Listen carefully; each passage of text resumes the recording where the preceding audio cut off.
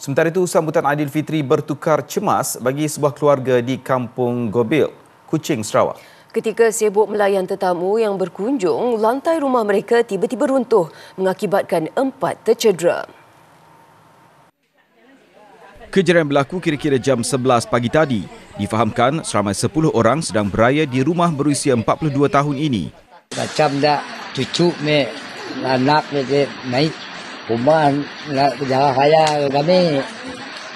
Saya lu dah minum saja semua.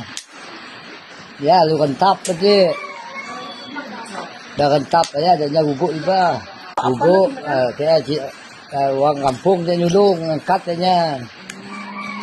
Nampak lari cucu. Kecil di patah. Nimpak saja dia. 4 orang termasuk 2 lelaki berusia 11 hingga 20 tahun yang cedera dikejarkan ke Hospital Umum Sarawak. 6 orang lagi selamat tanpa sebarang kecederaan. Pemeriksaan bomba pada struktur bangunan mendapati keadaan rumah masih selamat diduduki.